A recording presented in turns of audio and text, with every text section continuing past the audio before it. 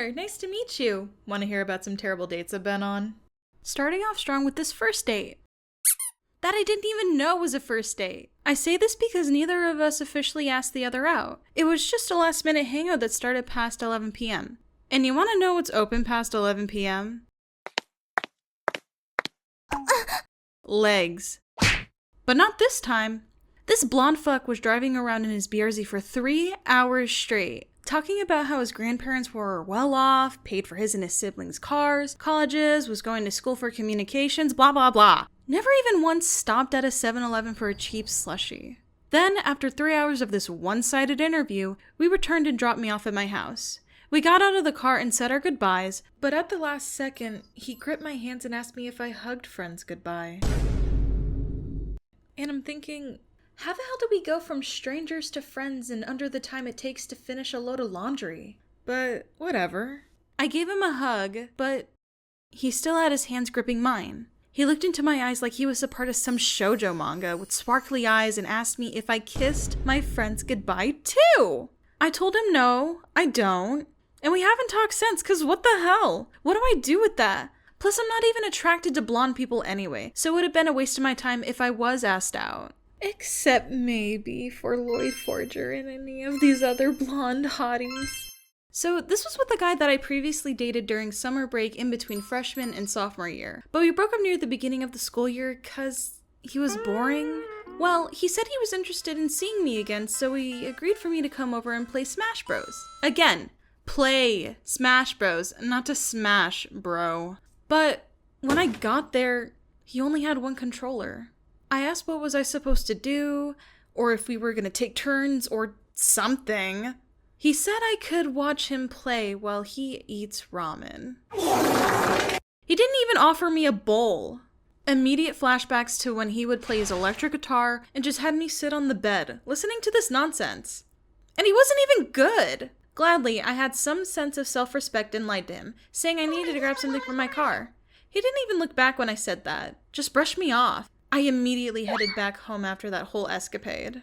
Now these are some horrible mentions before I get into the final story. That one time I met a guy during one of my TAD schools, and we agreed to hang out. I was under the impression that it was going to be a friendly hangout. But we had drastically different ideas of what we wanted to do with one another. He asked me to hang out and I said sure, we could go to the barcade, the beach, or just grab food together.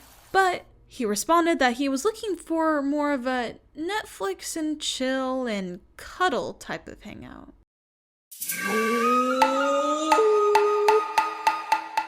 I told him that's not what I wanted, and said I was looking for more of just a friendly hangout. He never responded back, although it really didn't matter to me, since this was the same dull tool in the shed that decided to steal gas from the government by filling up his own car when he was in charge of the govies in his last command. The whole tank every time, by the way. It was only a month later that he got caught and knocked down hard. This last horrible mention, we actually did hang out as friends. Quotation marks, since I didn't know he was trying to court me or trying to be anything more than friends. We went to get Philly cheesesteak sandwiches and cheesecake. Nothing happened. It was a very chill hangout for the most part. But for our second hangout, you guessed it, Netflix and chill. He said to me, I'm trying to Netflix and chill and feel up on you, girl. Again, what the fuck? Now, this story happened sometime last year. I was bored and decided to download Tinder. I only ever do this when I'm bored. Not really looking for love, I'll be honest. I'm a catfish in the sector of intentions.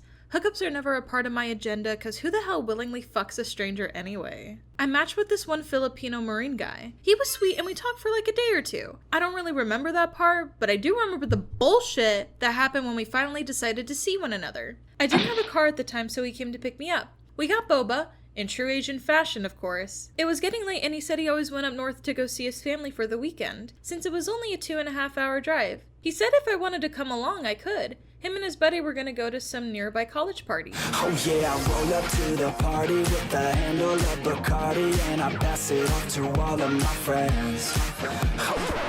Insert previous clip of me saying who the hell willingly fucks a stranger anyway. Anyways, I agreed to go, and we made our way up north. We almost crashed a couple of times because he was on his phone. Now just a quick little side tangent PSA thing. Please do not text and drive. Don't do any of that. It costs people's lives. And if you're a chronic texter, driver person, stop it. You're being a fool. Now back to our story. Once we got there, it was a whole lot of back and forth with him and his buddy over the phone, trying to decide if we were even going to go to this damn party anyway. I'll be honest, I didn't want to go. I was tired and nearly passed out on the bed. Gladly, we didn't head out and I was able to sleep in his comfy ass bed while he got the leather couch in the living room. The next morning, his dad made some bomb ass breakfast. I was so happy and spent the whole day watching the whole series of American Pie with this dude and his dad.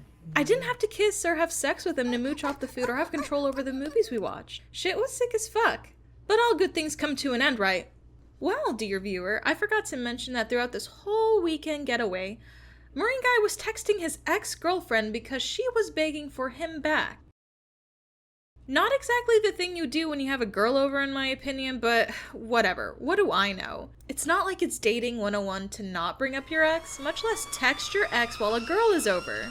But this escalated way past any sort of how-to dating book, because his ex came to his house, and they started fighting in his room.